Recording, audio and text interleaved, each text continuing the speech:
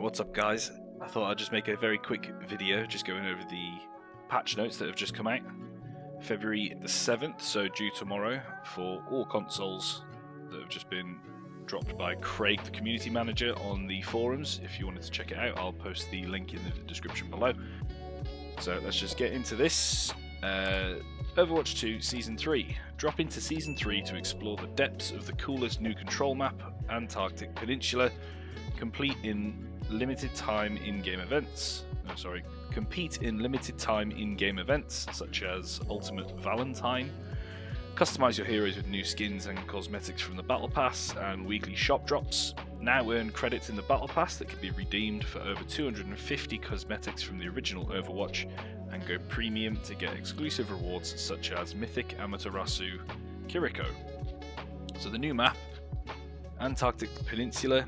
Journey across the frozen Antarctic Peninsula, discover the abandoned station where the Overwatch Eco Point team once searched for the source of a dangerous anomaly threatening the world, and explore the wreckage of the icebreaker ship that failed to rescue Mei Ling Zhu and her friends.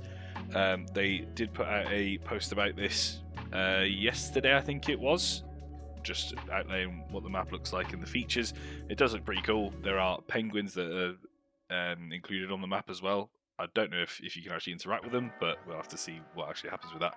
I'll post that other forum post on the description as well. New feature, Streamer Protect, useful for people who stream the game like I do. Players can now activate Streamer Protect options in game settings. These options will provide players with ways to hide identifying information when live streaming matches.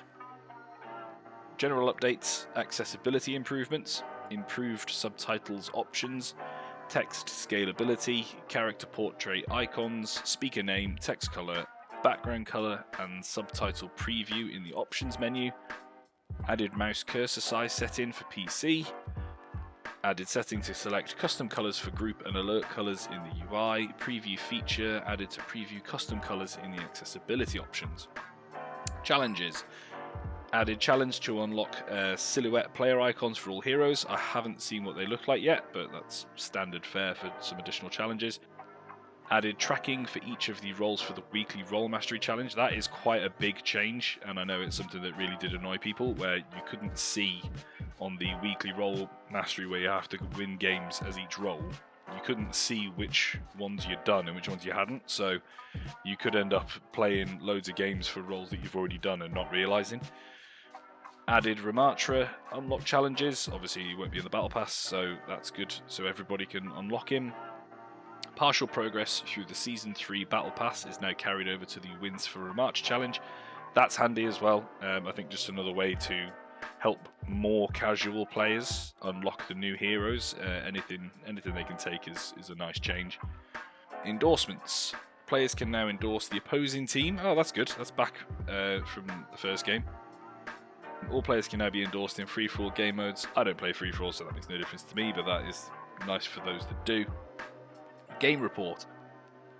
Players can view scoreboards from previous matches within the View Game Reports menu found in the History tab of the career profile. That's quite nice, although it would be nice for them to add that to the actual replays. I think just being able to see the stats of a game is quite nice, because currently it's completely blind. You don't know how well you did in a game. So that's quite a nice change.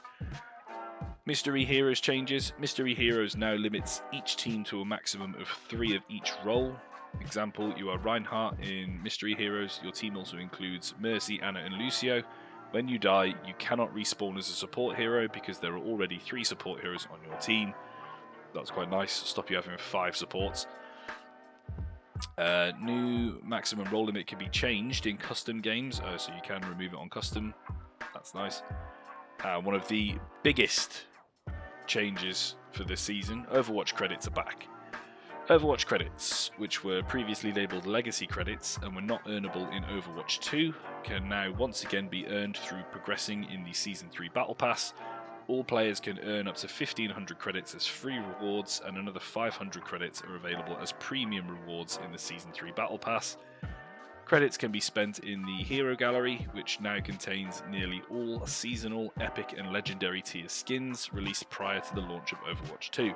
This includes many skins that were previously only available for purchase with coins in the Just For You section of our shop. So this is, I think, the main thing that people will be happy about. I'm certainly really happy about this change. I think this is one of the biggest gripes that players have, is the monetization of the game. So I think this is really a great change heading into Season 3. Ping system update. Press in ability 1 or ability 2 when the ping wheel is open, and when these abilities are on cooldown, now print these cooldowns in chat. That's quite nice, so you can see if somebody says, why didn't you nade or sleep or Suzu, you can actually ping them so people know when you've got them. Example, if Baptiste Immortality Field is on cooldown and you press the key to activate the ability while the ping wheel is open, the cooldown for the ability will be printed in chat. That is a really good change, I think. Particularly for like this, like a 25-second cooldown ability, that's useful to play around. Competitive play. Season 3 competitive play begins now.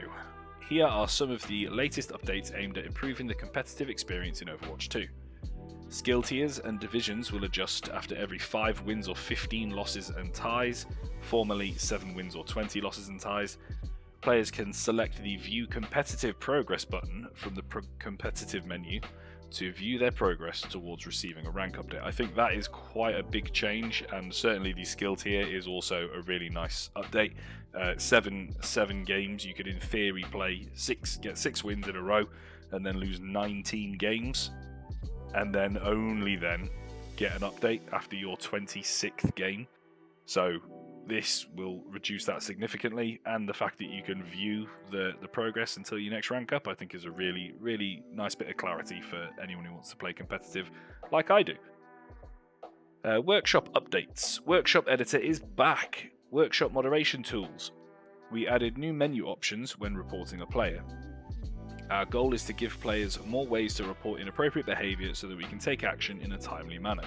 As a result, you can select the category and subcategory that best explain why you are reporting the player of their custom content. The major categories include inappropriate communication, inappropriate name, cheating, gameplay sabotage, inappropriate custom content. That's fair enough. I don't use the workshop to really do anything other than in between games when I'm waiting for a queue, so not a big deal for me, but I'm sure that there are a lot of people in the community who like their custom games, so it'll be nice just to have a bit more feedback over them. Now, the big ones, hero updates. All heroes. Maximum ultimate charge retained when swapping heroes reduced from 30 to 25%. And the developer comment here is, as part of this patch, there was a tuning pass for how often ultimate abilities are being generated, so expect to see several ultimate cost adjustments across multiple heroes. This has been the source of some discussion in the community. I think the fact that heroes can keep any ultimate charge is good and bad. I've seen a lot of people using the example of if you roll out and you play a tank, if you lose the first fight, you can swap at or around 30% ult charge. So you can swap to counter their tank, who also is about 30% ult charge. So you're about even, except you've swapped to a counter now and you still have 30% ult charge. If they then die, the enemy tank, and they want to swap to your counter past this after the second fight, then they're going to lose however much extra ult charge they have. So the player who actually died first and got to around this number, if they swap to a counter, they're actually at an advantage going forward.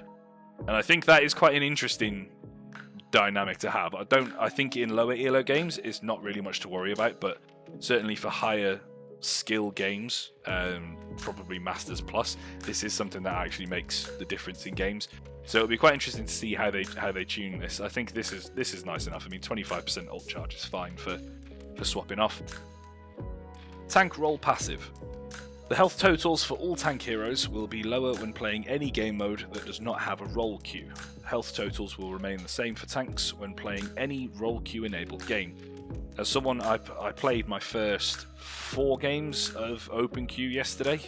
They were all wins because I was just playing Orisa and Ramatra with 2 other tanks and 2 supports. It's just a bit stupid. It gets a bit samey after a while, and the fact that there's a meta in open queue is a bit annoying to me, to be honest, but this is quite nice. I'm hoping that this will, as it says, because it's not role queue, this will reduce in open queue just seeing 3 tanks, 2 supports every single game.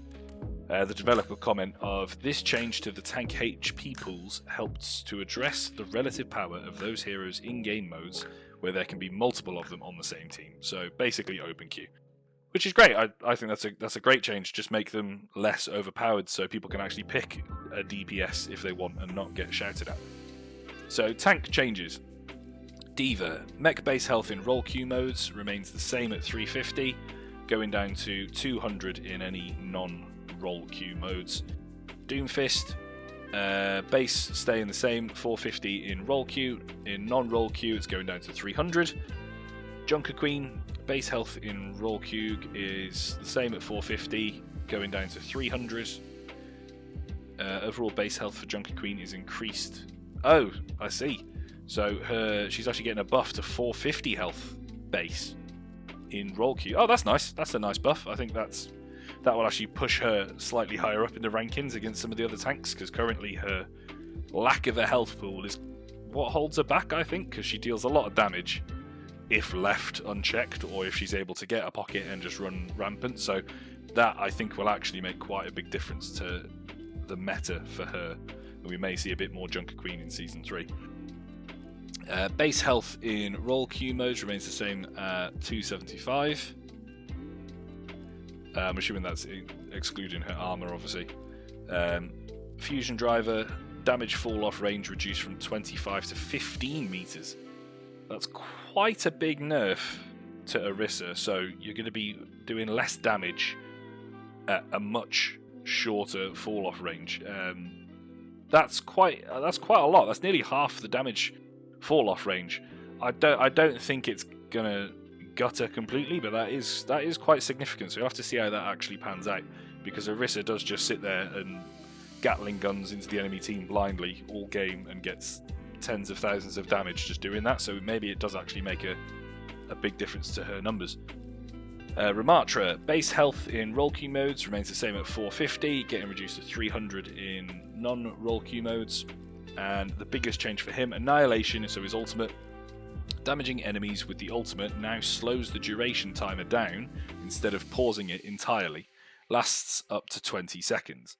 This, I think we'll have to see how this pans out. I think it's a big nerf, and his ultimate cost increase by 12% is also quite significant.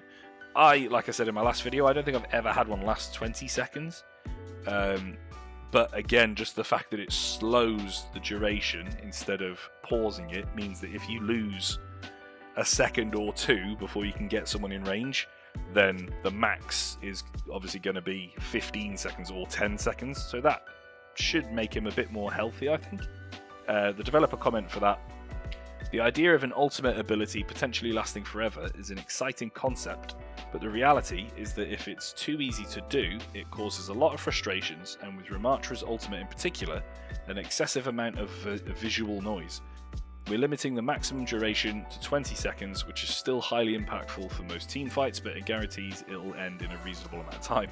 I like how they said that there's still loads of visual noise, but they've not actually addressed the giant purple glow that he emits at the time. So instead of doing anything about that, they're just changing the ability overall. That seems quite a weird inclusion there, but I think he'll still be good. I think the last point fight is still going to be one that you pretty much instantly win just by popping your ultimate, so we'll have to see what happens with that. Reinhardt, there are a few changes here. I think we may actually see a meta that involves a lot more of Reinhardt. So base health in role queue modes remains the same at 325, going down to 175 in open queue. Charge, cooldown reduced from 8 to 7 seconds. That's not a huge reduction, but having it up to at least bait out other cooldowns and things like that, I think is quite useful, and obviously it's more kill pressure regardless. Fire Strike, damage increased from 90 to 100, so this is something that everybody was asking for. I know that people wanted one charge pins to kill people like Mei and Reaper, and this was the other top dog biggest complaint people had. So now with Baptiste's ult, you can one-shot someone, and you can also 2 Fire Strike any 200 health DPSs or supports. So that's quite a big buff. Earth Shatter is ultimate. Direct hit damage reduced from 250 to 170. I very rarely see direct hit kills, and when you do, they're probably going to die anyway, so I don't really think that makes much difference. Knockdown duration increased from 2.5 to 2.75 seconds, so that's a 10% increase in how long you're knocked down for. And ultimate cost increased 7%, so it takes slightly longer to build, although Ryan does build his ultimate insanely quickly, and the fact that the damage increase on this will basically negate this, I would imagine. This just seems like a really good change. Rocket Hammer knockback impulse reduced from 10 to 6. So let's just read the developer comment on Ryan's changes here. In similar fashion to Roadhog's chain hook combo changes last season, we'd generally like to avoid heroes in the tank role from killing enemies in one shot. Earth Shatter direct hit damage is being reduced with that goal in mind. In most cases, targets on the receiving end would die anyway during the knockdown stun, but it does open up some potential for their allies to intervene. For now, we're fine with Charge Pin staying lethal to many characters due to the difficulty and risk involved. The Fire Strike damage increase does mean it could once again one-shot when combined with the Baptiste amplification matrix, but that requires an ultimate combo with another hero. We'll see how it plays out and adjust if necessary. The Rocket Hammer knockback reduction sounds like a loss of power, although it is actually aiming to reduce the number of times Reinhardt accidentally knocks enemies out of his melee range. Oh, so this is just the direct hit, not as in point blank, not point blank you hit them with your hammer, but as in the actual damage to his ultimate. Never mind, that's fine. That should still not make much difference. I think is 80 damage reduction, but for an extra bit of CC on everybody, I think that's a fair trade-off. Right, Roadhog. Base health in roll queue, staying the same at 700, going down to 550. That's still a lot in open queue. I think you'll probably see a lot of Hog in as a main tank in open queue. 550 seems insane, even though I know he doesn't have shields or armor, but yeah, that still seems like a lot. Whole Hog. Plus, in fact, they've not mentioned that his heal, his take a breather, is going to be reduced. So will it still heal the full 350? Because if it does, then that shouldn't really make much difference to Hog. He might just run rampant in open queue. But we'll see.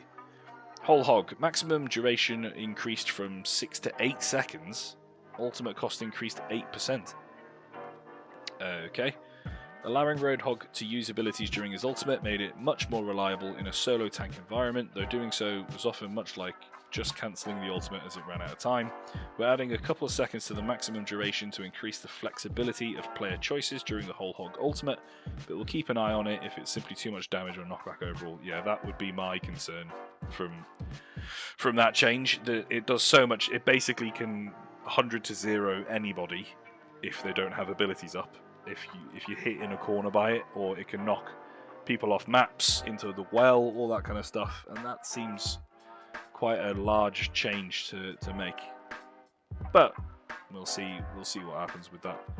Sigma. Base health in roll queue modes remains the same at 350, fine, reduced to 200 in non-roll queue. Ultimate cost increased by 7%. That seems... I suppose Sigma has been creeping up in win rate and the ranks and popularity, with the other top picks in tank being nerfed. I think that's absolutely fine, because he might start to just eclipse everybody else in Season 3 with some of the other changes. Winston. Base health in roll queue modes remains the same at 350. Base health in non-roll queue modes, so there's a mistake there. In non-roll queue modes reduced from 350 to 200. Barrier projector health reduced from 700 to 650. I mean, you'll break it a half a second sooner, if that. That's not really much of a change. I think Winston will still be very good this patch, particularly with some of the other changes which we're yet to get to. Wrecking Ball. Now these, my friend is a Wrecking Ball main, so I know he is very excited about these changes, and I've already seen a screenshot of what he looks like on the new patch, and he looks insane. Base health reduced from 600 to 450. in roll queue mode, so that is just a straight change. He's losing 150 health. Base health in open queue is reduced from 600 to 300. However, he now has 150 health shield. So obviously shields regenerate over time, which is kind of Bull's biggest survivability, is that he can whiz around the map, use his mobility, get to health packs. He doesn't really rely on his supports anyway, so the fact that he's now getting 150 shield is going to be quite a significant buff. I think he will be able to disengage and come back much faster. Something that is that my friend actually raised was how this interaction would work with his shield health, his ability health, because if this doesn't get paused, the regeneration from taking damage to his overshield, then that might be a bit extreme, because he can stay in a fight, use his ability on 5 people, get a massive shield, and then his actual health shield will start to regenerate underneath it. So I don't know if that's how it works, but we'll have to see actually if that is the interaction as it stands tomorrow. Pile driver, cooldown reduced from 10 to 8 seconds.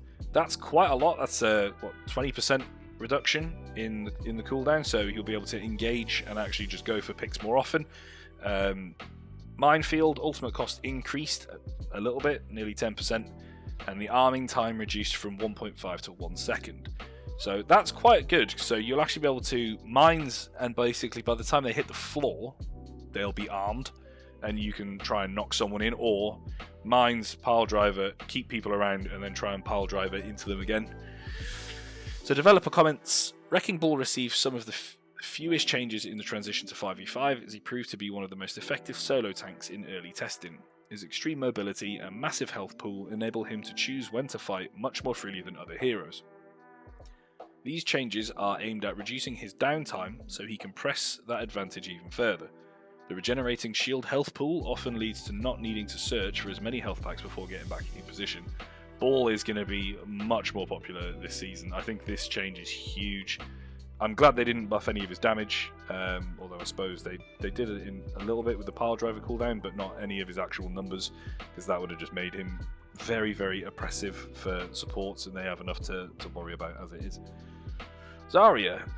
Base health in roll queue modes remains the same at 250, down to 100 in open queue. An ult cost increase on Graviton Surge, so it just seems like most of the tanks are having their ults cost increase, which is, I think, fine, because most of them are the biggest game impacting ults outside of maybe Winston's, but I think that's a fine change.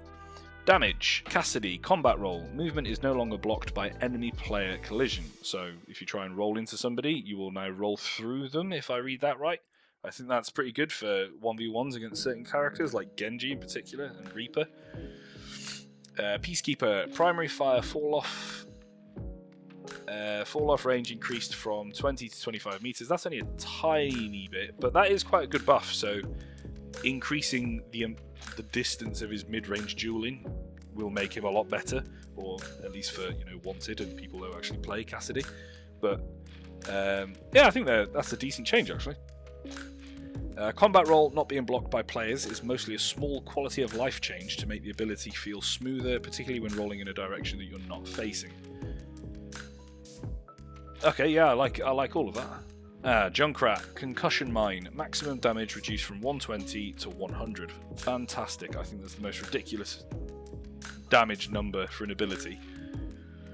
Developer comment, as the Concussion Mine already has damage fall off the further from the explosion the enemy player is, lowering the maximum damage will require Junkrat to be slightly more accurate to achieve the same lethality with some of his combos. Yeah, that's fair enough, but the way that people are playing Junkrat at the minute is to sneak around, drop on top of your head and left click and mine you before you can actually react, so I think this is absolutely fine. May, Blizzard ultimate cost reduced 5%. Okay. Farah, Barrage ultimate cost reduced by 5%. Again, Reaper, Death Blossom ultimate cost reduced 8%.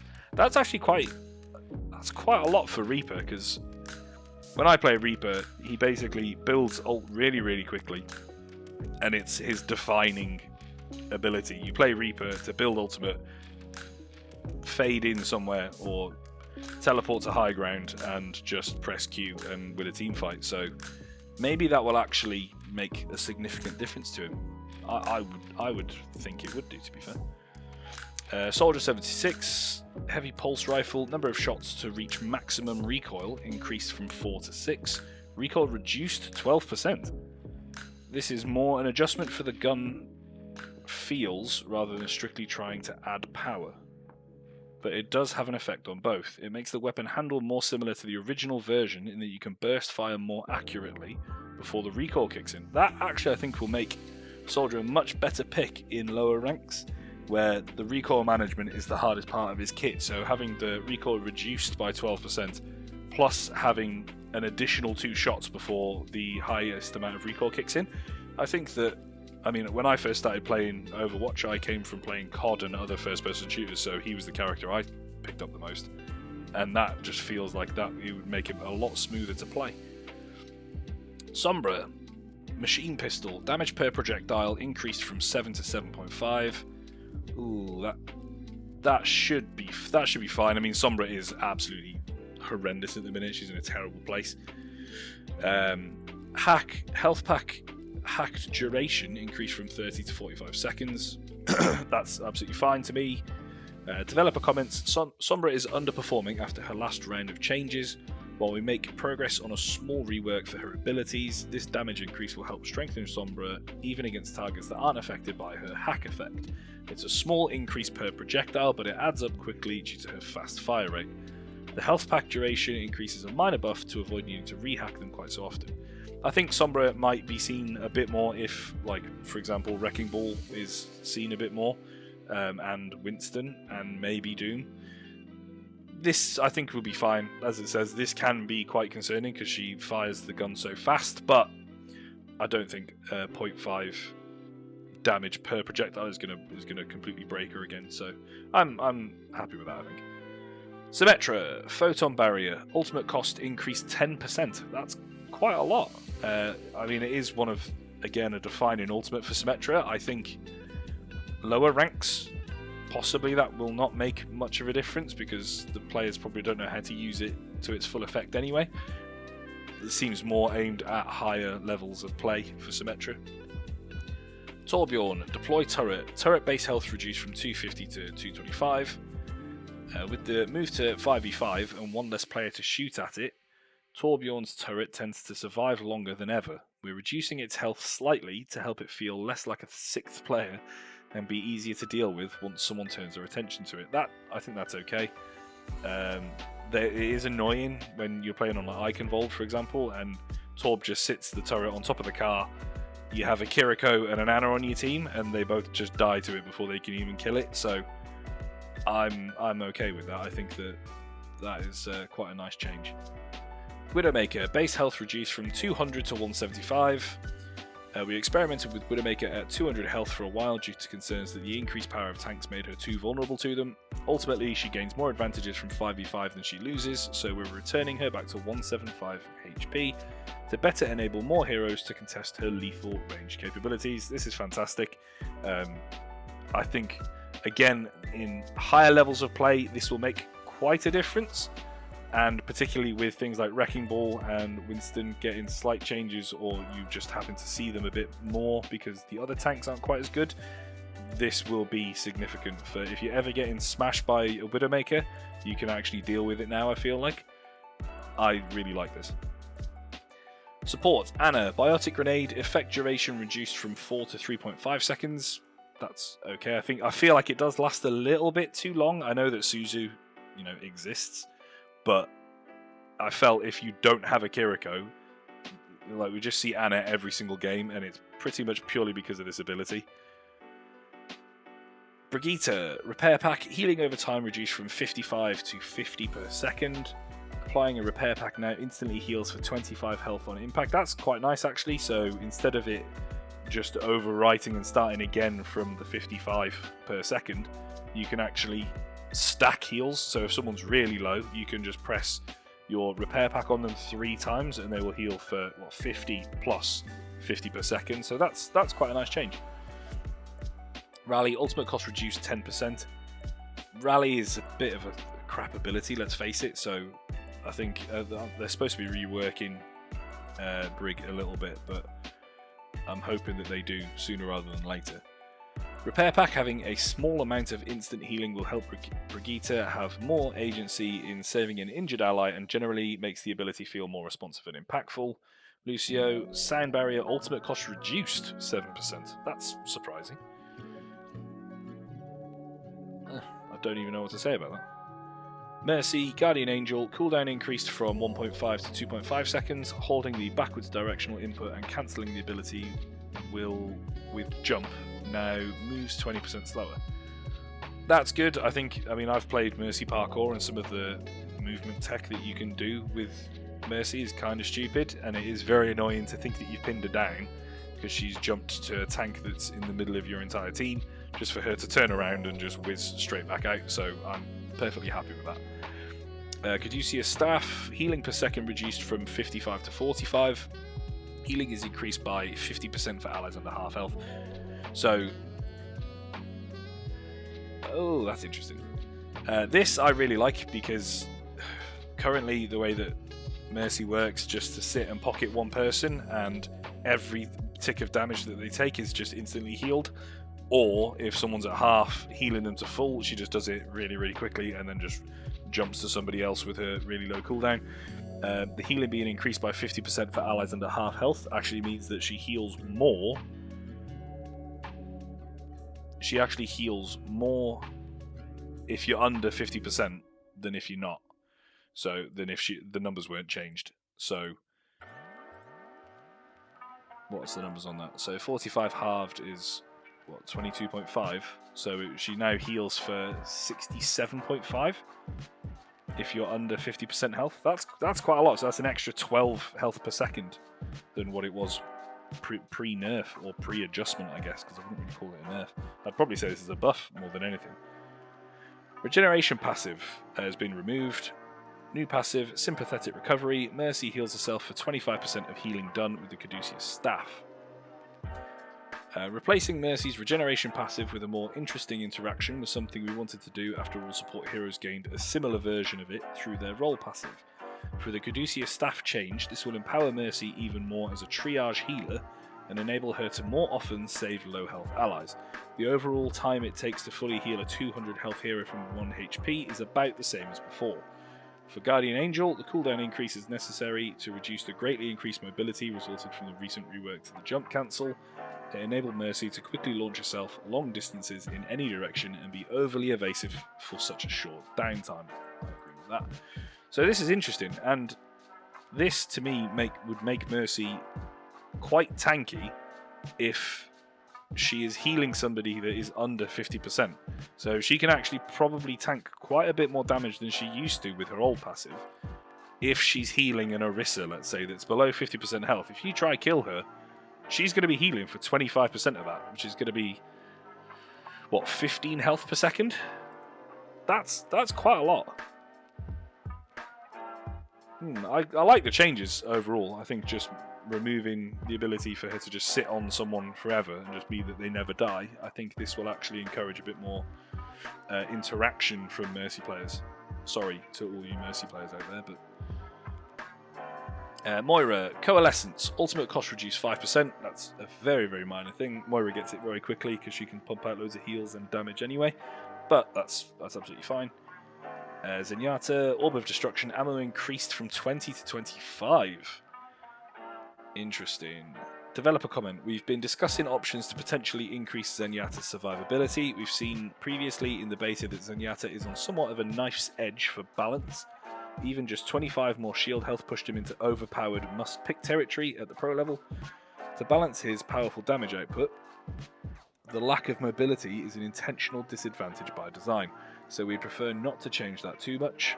Instead, we're adding more ammo to lengthen the times between when Zenyatta is most vulnerable, which is when he's reloading. This is actually quite a big buff, so 25% more ammo. You'll just be spamming, put a Discord on somebody, and just spam down a choke, or a corner, or a tank if they're in your face. This, I think, will be a very, very nice change to Zen. I don't think he's in a bad spot, but I think this is actually going to be a really, really nice adjustment for him. Map pools. God, I cannot wait for these to go. Push. Oh, okay. So the same maps. Colosseum has now got a morning. Morning and morning. Fine. Hybrid. Blizzard World morning. Kings Row evening. Midtown morning. Numbani morning. Paraiso morning. I actually really like that they've put Kings Row evening back. It's definitely the best one. Escort Dorado night, Havana night, they should actually be quite interesting. Junkertown morning, Circuit Royale morning, that should be quite nice too. Rialto morning and Shambhala Monastery night, is it not night? Is it not already night when you play Shambhala Monastery? Is that just me? I'm pretty sure it's already very, very dark when you play Shambhala Monastery, but okay. Control, Antarctic Peninsula night, so there's only just night on that for the new map. We'll have to see how that plays. I've not seen enough about it to say one way or the other or pass any prior opinions to it, so we'll have to see. Ilios morning, that's fine, that's basically daytime. Lijiang Tower night, that'll be quite nice as well. Nepal evening, Oasis evening, they're absolutely fine. Bug fixes, general ping system, unified the range for most targeted ally pings to 35 meters. Fixed Diva hearing the behind you voiceover in unintended circumstances when enemies are pinged. Fixed a bug where pings could be fired by the communication wheel if the ping wheel had been cancelled by not moving the mouse or with a manual cancel. These are all very, very minor. Fixed free camera spectators hearing need healing, need help sound effects, not voiceover, if the hero requesting healing was injured and within 30 meters of the spectator's free cam. Again, very, very minor. Fixed Mercy soul pings, not displaying her resurrect cooldown time remaining in some circumstances. Made all pings available to be placed in the communication wheel, that's nice. Fixed the issue where Overwatch 1 players with pings in the communication wheel couldn't change their options in the communications menu, that's quite a big fix. Fixed self pings being able to fire hero specific pings, example group up could cause Mercy to say she'd like to resurrect a teammate. Other issues, or other fixes, should I say. Fixed an issue where some players were unable to receive or send invites, that's quite big. Fixed an issue with Junker Queen's mythic skin Zeus not having glowing hair on console. Resolved a bug where all maps were toggled off by default when starting a new custom game. Fixed a bug where sometimes health packs were displaying the cooldown circle while the health pack was available. These are all, again, very minor. Fixed a bug where the social screen would not display friends correctly on some consoles, but they've not done that on PC by the signs of it, because I still have that sometimes when I open the game and it says I have no friends offline, but actually they are. Improved the performance when viewing the friends section of the competitive leaderboard. Fixed an issue with Cyber Genji displaying broken animations when using emotes or souvenirs. Healing VFX on players being healed should no longer clip through the environment. Resolved an issue with the level of bloom on several maps. Maps Blizzard World, fixed lighting in several areas around the map. Okay. Busan Mecha Base, fixed areas near forklifts that players could become stuck on. That's handy. Dorado, fixed lighting in some areas of the map. Esperanza, fixed some areas that should have been slippery for players but were not. I think I've seen some of them. I think Arj was doing some mad Hanzo from the top of where the robots starts, that you can basically sit on top of a building with a tree blocking you, but you can still shoot people. Fix some areas where players could become stuck. Added a missing flag to the loading screen of Esperanza. Oasis City Centre fixed several reflection issues. Gardens fixed multiple lighting issues. Colosseo fixed ambient lighting across the map. Shambhala Monastery fixed areas of the map that should have been slippery but were not. Fixed areas of the map that allowed players to leave the playable space. That's not good. Fixed areas players could become stuck. General bug fixes across the map. Great. Heroes Anna missing an eye patch on her owl skin. Fixed an issue. Doomfist fixed an issue where Doomfist would spawn with an empowered punch if killed by the environment while blocking. Fixed the bug where environmental eliminations from Rocket Punch were not credited if the target slammed into the wall before dying. Fixed the bug where Seismic Slam would sometimes fail to break breakables. Resolved an issue with Seismic Slam not animating correctly when used to cancel Rocket Punch. fixed an instance where Doomfist could use primary fire during the Meteor Strike outro animation. Okay.